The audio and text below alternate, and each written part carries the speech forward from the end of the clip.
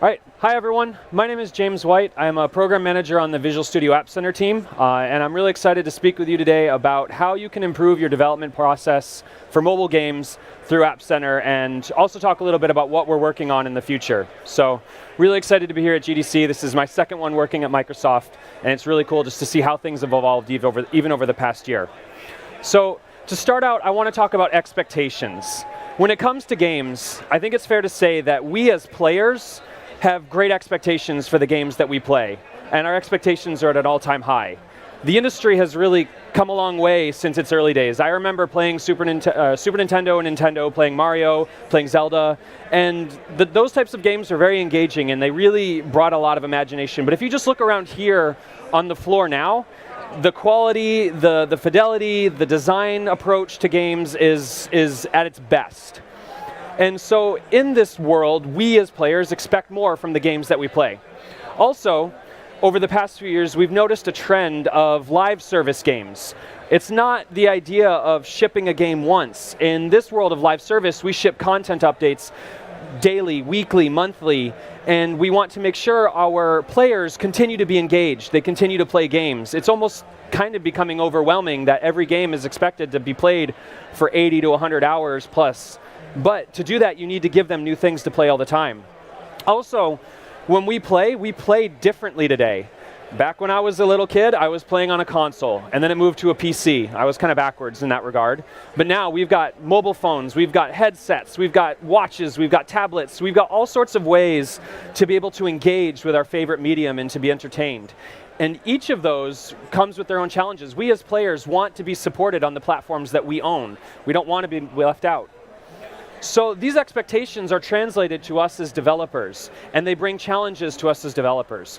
First, we can't build everything ourselves. If you've ever looked at those charts over the years, game studios and games used to be 2 to 3 people. Now it's hundreds of people building games, and they have to find tools and technologies to help augment what they're doing so that they can focus on creating a great experience and not on creating tools. So considering how you're going to process in-app purchases, how you're going to have your users authenticate, or even at a basic level, how you're going to store your data and how you're going to manage player information, those are all decisions that you need to make, and those are integrations with tools to help you solve these problems. Additionally, I was talking about regular content updates. Well, if you want to ship regular content updates, you need to be able to give those to developers. You have to be able to go from a new feature to an implementation to a published release in less time than ever. Especially on mobile, there's no such thing as releasing your mobile game and then just moving on. It doesn't happen. You have to regularly be updating. Apps get updated on a regular basis. And especially in this competitive landscape, you have a bad release, that could really kill your game. That could really kill your chance to capture new users and hurt your bottom line if that's what you're looking for. Or at minimum, it just ruins the experience. Finally, with all those devices and platforms, if we want to meet our players where they are, we need to know how to support them on computers and phones and tablets and watches and headsets on Android and iOS and Windows and Mac. The list goes on. And we need to be able to find ways to reach players where they're at. The most successful games today are successful partly because they're available everywhere. You can look at even Minecraft, which I'll talk about later, which is on just about everything, and that's part of the reason for its success. The more we support, the more potential players we can reach. So that's where we at Microsoft come in. And I really love this tweet. It came out last week, and I realized last night this described exactly what I wanted to talk about because it really sets what we as Microsoft are trying to do.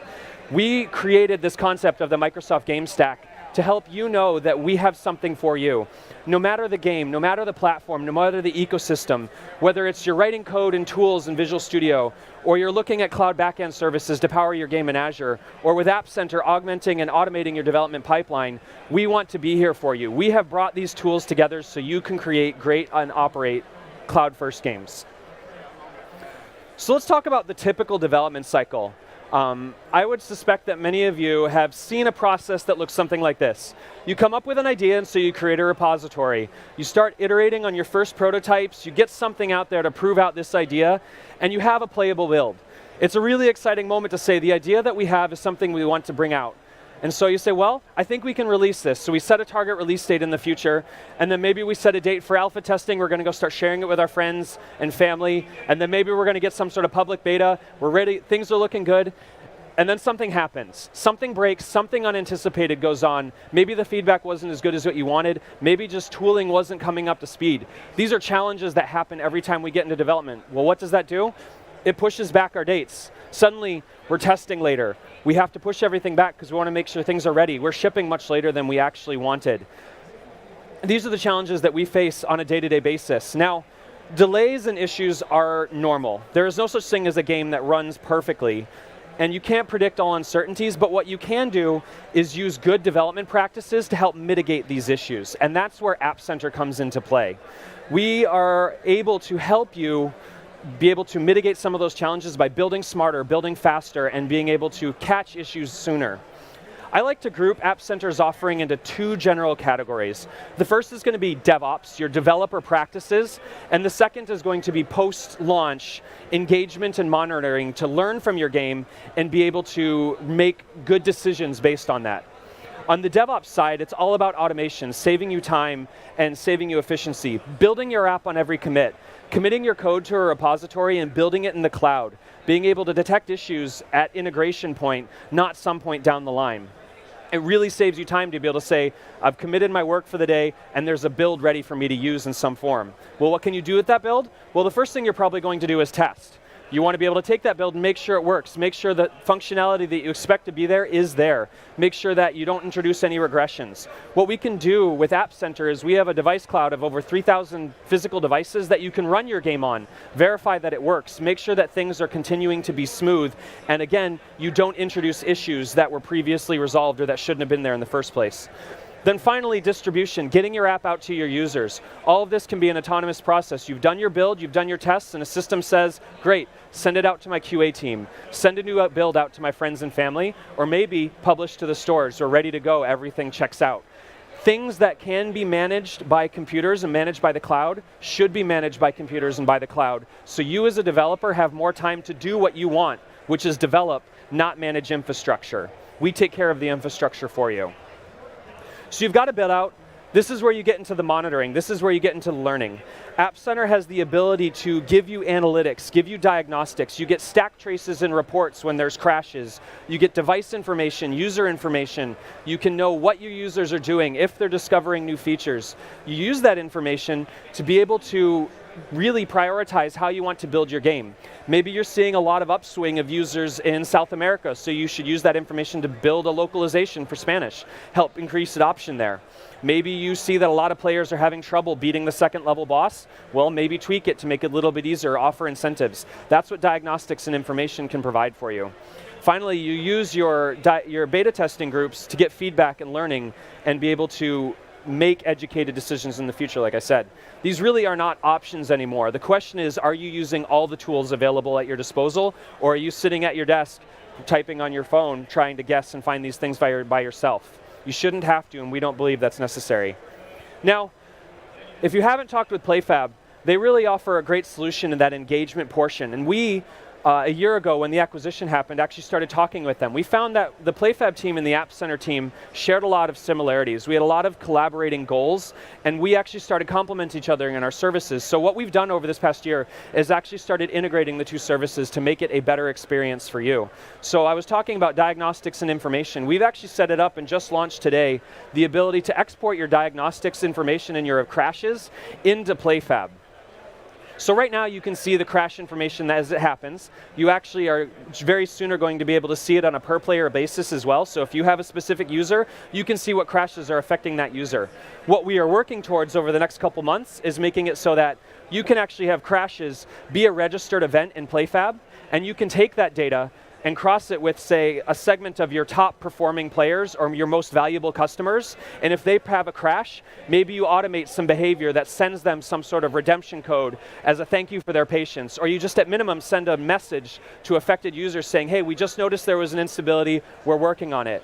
You're able to create these very fast feedback mechanisms and feedback loops using App Center and PlayFab to be able to mitigate issues and create better engagements with your customers. Most players are understanding about issues. We know that they happen, but we understand it better when companies are willing to acknowledge and respond on a quick basis.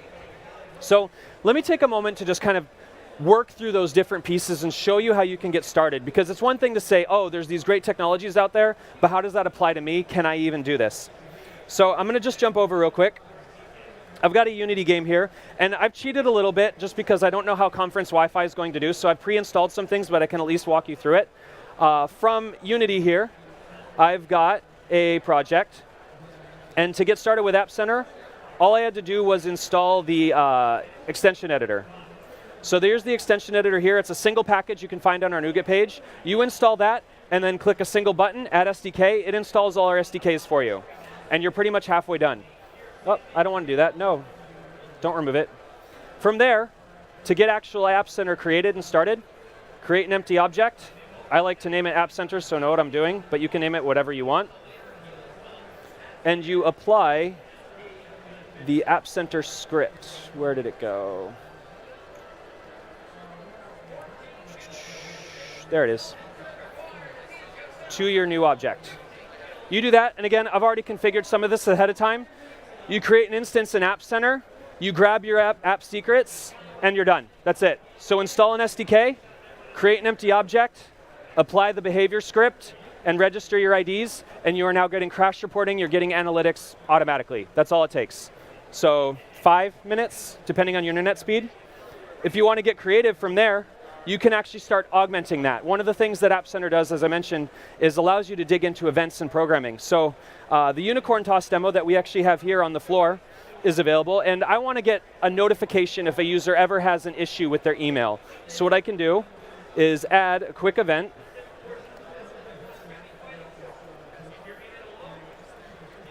Invalid email. With a single SDK line, I'm able to track that event.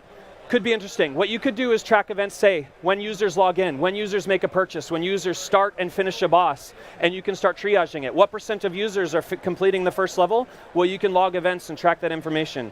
Or if, I want to make it interesting, maybe on an invalid email, I could actually track it as an error, because that should never happen. Everything should be accepted, so I could instead do crashes, do a track error instead. Either is appropriate. So with a little bit of code, you can actually augment the things that you have, and it doesn't take that much to get started with App Center. So jumping into the portal, this is the demo, again, we're running on the floor today, the Unicorn Toss demo. Feel free to stop by and check it out. And you can see here, we'll see how the Wi-Fi is doing. We are good. You can see here we've actually had some crashes. I actually cheated and was even worse. I made the game forcibly crash if you didn't have a correct email, so I really wanted to punish players just to help generate data. But what you can actually see is I can dig in and say, okay, what was the crash? I get the crash report information, I get our demo device, I get the version, and so you can use that information again to triage. If there's something that's happening at a release, you can fix those things faster. I've actually seen companies that have their testing was just reporting through crashes, and then they got the information back and just turned releases out faster than anyone could find them. I do want to show testing because I have a deep love for testing. I've been involved with this product since the beginning. Testing on games is hard. I totally get that. I understand that. We can at least help. We have a device lab, as I mentioned, of physical devices that you can run on. These images that you see here are as a screenshot of our demo game running in our device lab. And I'll show you the code that it takes to get these results. These are actual physical devices. You can see that I actually had some devices that failed and didn't work correctly. I can actually drill down, dig into them, get the stack trace, get the device logs, figure it out why it isn't working. I can tell you I don't own a Samsung Galaxy S5, but now I can actually troubleshoot it and support it for my users that do have that issue, and I caught it before I actually made a release. And a smoke test is very easy to do. In Visual Studio, all it takes is going to File New, you create a new mobile UI test, and you do two things with the template. First, you set the APK path to where your game build is. If you've got an APK or an IPA, you set the path. Second, I like to tweak the test a little bit to make it somewhat valid, so you can see that smoke test that I took. I have 2 steps in it. I wait 5 seconds to make sure the game loads. I take a screenshot. That's code that anyone can write. That's something that any test can be done on any game. And in this case, I also tested it in landscape mode because I wanted to see what would happen there. Because if you noticed on my game, some of the images, actually all of the images, didn't look too good. And that is because We didn't actually optimize it for portrait mode, but we did for landscape mode. So it's a good verification for me. Again, didn't take a whole lot of code, but I was able to get a lot of value. And it's about automation. So it's about once you've got a build, just kick this off automatically. Don't worry about it. Come back to it later. So every time you make a major update, you just kick this off and you can know, hey, things are still working, things are still loading. That's what App Center can do for you. On the PlayFab side, talking about diagnostics, we've got this integration here available today. Just let us know. We'll be able to feature flag it for you. We're rolling it out in stages over the next couple months. I've got these crashes that I had before with my game. To get started with PlayFab, once we feature flagged you, you jumped into the add-ons portal. You can scroll down, find App Center, install it, and then click this little link to set the apps that you want to get to. You get that, you're getting diagnostics into your game. Very soon we'll make it available for single players as well, so you'll be able to jump to per player information. So you'll be able to say, is my top player able to get this stuff done? So, jump back to the slides real quick. That's all it takes to get started. Very, very simple. Showed it in a few minutes. Now, I've spoken a lot about what App Center is. I want to talk a little bit about what we're doing. We want to be more than just a dev tools service provider. We want to be able to solve the problems that you as developers are facing. So we're actually working right now on cloud-hosted solutions that are common developer scenarios, that basically mobile backend as a service. A couple of the things that we have in development right now are identity services to make it easier plug-and-play authorization for your players. We're also working on data sync and storage, so you can actually make it easier to manage data between your services. We're looking at compute scenarios, so you can do serverless programming, and who knows what else. We really want to be able to offer things that you can use as developers and as end users, so let us know what you'd like to see. We're making our plans now, and we're working on these things now, and you'll be able to check them out over the coming months. So our new modern release cycle. We start out, we've got to build, let's start continuously integrating. As soon as we have things we can test, we kick off our tests, and we start smoke testing. We've got a build ready to send out to our friends and family, use automatic distribution to do so. Send out to our QA teams, we get information and diagnostics back, be able to catch issues before they happen. And then get ready for an external beta, and then public release, and hopefully to a successful shipped game. Internally, one example of a company that does this is the Minecraft team. They're pretty much using the suite of the Microsoft tools to make this happen. And yes, it's Microsoft, but it's something that's available to everyone. They're storing their code on GitHub. They're using Azure DevOps to build their game. They're using App Center to test their game. They're getting diagnostics from it. And they're using Azure to power their backend services. And again, it's very easy to see the success. Minecraft is one of the most successful games in the world, reaching over 90 million players monthly on pretty much just about every platform you can imagine. They have to use these tools to get this done. And they're running, again, 3,000 builds and 700 tests a day. These tools have to be reliable for them. So, $1 million question. I showed you how to get started. What does it mean to you? What's the bottom line? App Center's free to use. Testing does have a paid service, but we have a free 30-day trial. So really, there's no reason to not try it out. You can sign up today at appcenter.ms. Start with the integration, get going, you're good to go. Now, final request. My team is here at GDC to learn. Last year, we came to GDC for our first time. You told us you wanted to see Unity support, so we did it. We need to know what you want to see next. Maybe console, maybe Unreal, maybe some of these new cloud backend services. Let us know what you want so that we can make these decisions. We find that extremely valuable. We really do value and appreciate your feedback because it does drive our decisions for the next year.